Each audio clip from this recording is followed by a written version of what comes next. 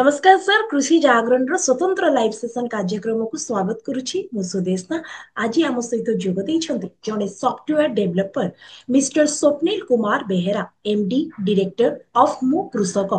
शीत ऋतुरे कुकुड़ा मानकर जत्न केमिति नेबे चलंतु ताको सहित आज आमे कथावार्ता हेबा। तो नमस्कार सर, आज आम सहित जोड़ी कि आपनको केमिति लागुछि से ऊपर किछि कहत।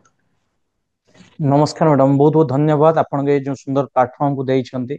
आई जो प्लेटफॉर्म देइछन्ति मैम ए जगह बहुत बेले जोटा कि ओडिशा सब नुआ चासी आ पुराना चासी समस्त को सहयोग हेबो ए जे आपन को प्लेटफॉर्म रे आ आराम से जने फार्मर टा आपन को चैनल देखि कि आराम से फार्मिंग स्टार्ट मध्ये करि परिबो आ बहुत की शिक्षा को ताको मिलिबो मैम। आज्ञा, तो सर आमे आज जो विषय वस्तु रखीचे शीत ऋतुरे कुकुड़ा मानकर जत्न से ऊपर चासी भाई भौणी मानक किछि टिके कहंतु।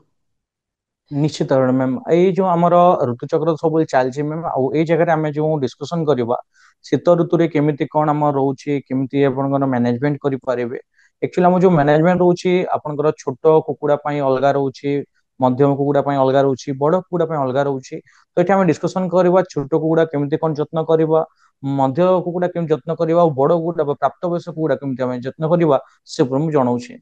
मैंने मुख्यतः कौन हुए आपन जो छोट छुआ मान चाषी डरी जाती कि ना शीत ऋतु नहीं आउछु छोट छुआटा देन छोट छुआ ने मरी जाते बोली डरी जाते। तो ये जगह छोट छुआ मैंने आपनकर कारण भी मरी जाते बहुत रखती कि मार्केट रे प्रोब्लेम होता है कि जिते आपनकर छुआ जो जो चाषी रखते बहुत भल रेट रे बिक्री करते कहीं मार्केट कुकुड़ा ही न थाए। तो यही जगह आपन जो मार्केट जो कुकुड़ाटा रखा चाहते आराम से छोट छुआ रखिपारे आ छोट छुआ रखुच्च तार जो टेम्परेचर रोचे ब्रुडिंग मैनेजमेंट ठीक कला आप आराम से कुकुड़ाटा रखिपारे। ब्रुडिंग मैनेजमेंट आपंकर 35 रु 37 डिग्री सेल्सियस रखुच्च रूम टेम्परेचर को आराम से आपन कुकुड़ा छुआ मान बेस्ट एटा। द्वितीय देखा यही जगह आपंकर आम जो रोचे मध्यम कुकुड़ा मध्यम कुकुड़ा रखुच्च फार्म रे देन फार्म रो चारिपटे आपको बंद रखा पड़ो। फार्म चारिपटे माने आपनकर जो फार्म टा अच्छी फार्म रो चारिआडे आपन तरपोलिन आपन यूज करि परिबे बा आपन नॉर्मल जो जरी बा ये अच्छी मार्केट किणी भी ताको आपन यूज करि परिबे। ता बाद रहला आपन जो बड़ कुकुड़ा मन को रहउची और जदि अंडा देबा कुकुड़ा अछि कि छुआ जने बुला बुली करूछन्ती देन ता मन को पय मध्ये आपनकर टेम्परेचर टा ठीक रहिबार अछि। काहे कि बाहर जे बुला बुली करूछु देन मनिष मन को तो ई प्रॉब्लम होउची तो जानला कथा छोट छुआ मन को बा कुकुड़ा मन को तो निहाती हरे प्रॉब्लम हेबो। काहे कि ना हम फार्म ऊपर हम किछि रखि न थाउ नॉर्मल खोला थाए तो सेही जगह जदि हम कुकुड़ा मन को रखि दबा और डायरेक्ट ये करबा डायरेक्ट ठंडा रे छाडी दबा कुकुड़ा को रोगटा हेता जेमिति कि आपन सीआरडी हला इकोली हला बा आपनकर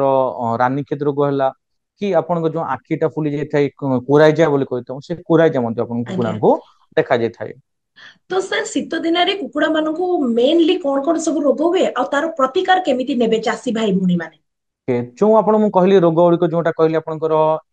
कोराइजा हला सीआरडी रानीखेत हला कि आपनकर जो रोची कोन कोन कि इकोली हला ये सब जो रोगटा देखा जाय थाए तो से रोग न हेबा पय हम प्रिविलेंट नै परिबा। आमे चाहिबा ताको आपनकर कुकुड़ा को किछि न हेबा आगरु जेमति कि रोग न हेबा आगरु बा रोग न हो बोली कि ताको इम्यूनिटी पावर को हम बढ़ाई परिबा। इम्यूनिटी पावर जदि कि तांको भल से मेडिसिन पत दउछि ताहाले हमर ठीक रहि जिवो बा मेडिसिन पय आपन को दे परिबे प्रोबायोटिक झाड़ा न होबा पय दे परिबे ता बाद आपन रोछि कोनोसी एंटीबायोटिक दे परिबे मल्टीविटामिन दे परिबे ता सहित आपन मिनरल मिक्सचर खाद्य दे परिबे ए सब देवा सहित आपन रोग जदि होउछि तन दे परिबे। जदि एई जगह रे आपन चासी भाई मनकर जदि कि ये रोछि कोन कोन कि ऑलरेडी कुकुना हेइनी तांको इम्यूनिटी पावर बढ़िबा चाहउछन तन घरोई चिकित्सा मध्ये हम करि परिबा।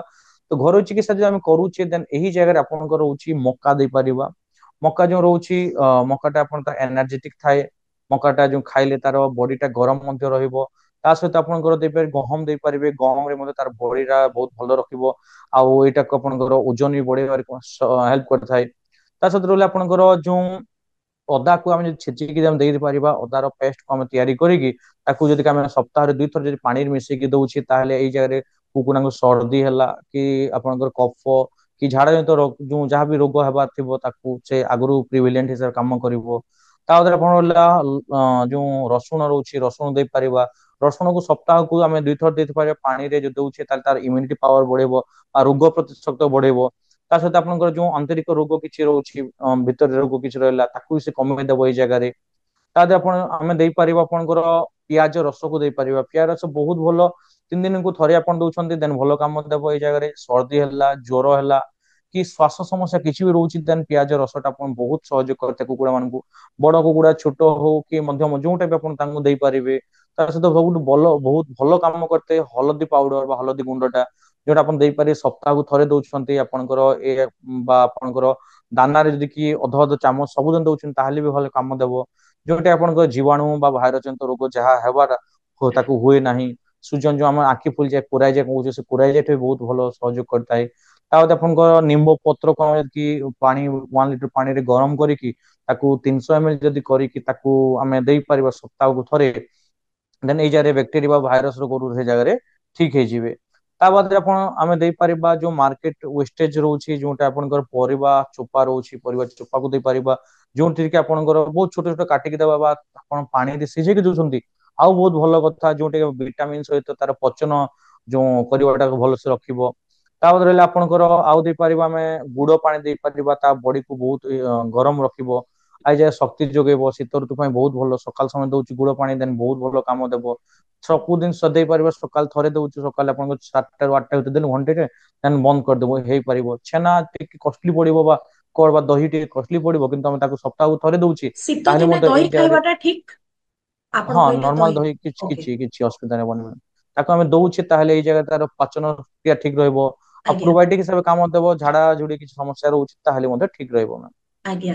ତ ସାର୍ ଯୋଉ ଆପଣ ଏତେ ସବୁ କହିଲେ ଶୀତ ଦିନରେ ଆମେ ଯୋଉ କୁକୁଡା ମାନଙ୍କୁ କଣ ସବୁ ଦାନା ଦେଇପାରିବା ଆଉ କେଉଁ କେଉଁ ସମୟରେ ଦେବା ଶୀତ ଦିନରେ ତ ଆପଣ ସ୍ପେଶାଲ ହିସାବରେ ଦେଖିବା ତାହେଲେ ମକାଟା ବହୁତ ଆପଣ ସହଯୋଗ କରିବ ନର୍ମାଲ ଫିଡ୍ ମିଳୁଛି ମାର୍କେଟରେ ସେ ଫିଡ୍ ର ଦେଇପାରିବେ ବା ବହୁତ କମ ଯୋଉ କୁକୁଡା ରଖିଛନ୍ତି 150 ଭାଇ ମାନଙ୍କ ଯଦି କହିବା ତାହେଲେ ଆମେ ଦେଇପାରିବା ମକା ଦେଇପାରିବା ମକାରେ ଯୋଉ ଦଉଛି ଆପଣଙ୍କ 20 ରୁ 30% ଦେବେ ଅଧିକା ମକା ଦେଲେ ମଧ୍ୟ ଆଜ୍ଞା ପ୍ରୋବ୍ଲେମ ହୁଏ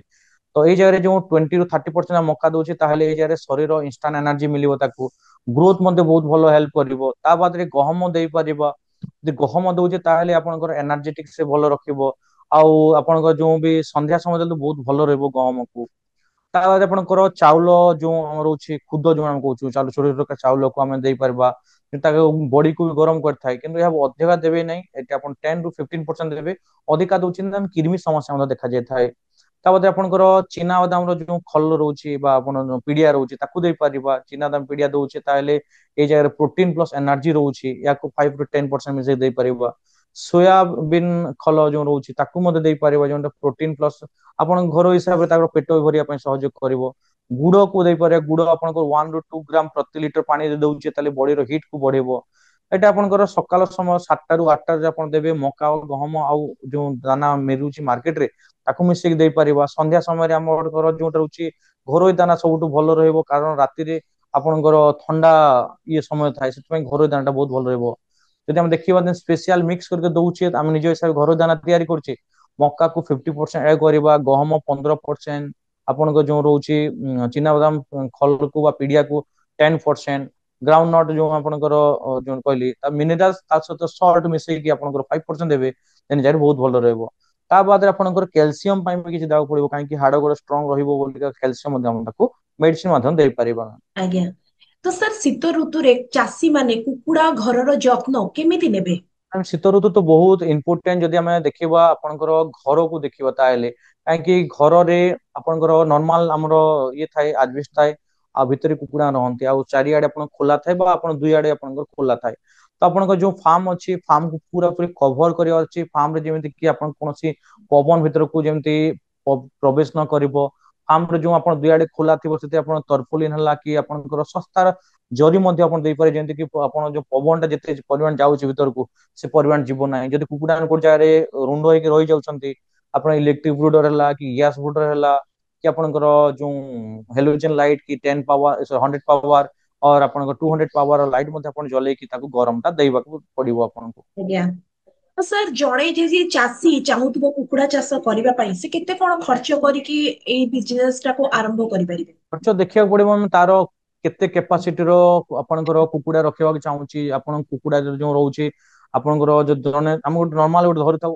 100 ପିସ୍ ଧରିବା ମାର୍କେଟରେ ସବୁ କୁକୁଡା ଚିଆଁ ଅଲଗା ଅଲଗା ପ୍ରାଇସ ରହୁଛି ଆପଣ 20 ଟଙ୍କାର ଆରମ୍ଭ ହେଇକି 50 ଟଙ୍କା ଭିତରେ ପ୍ରାଇସ ରହୁଛି ଆମେ ଗୋଟେ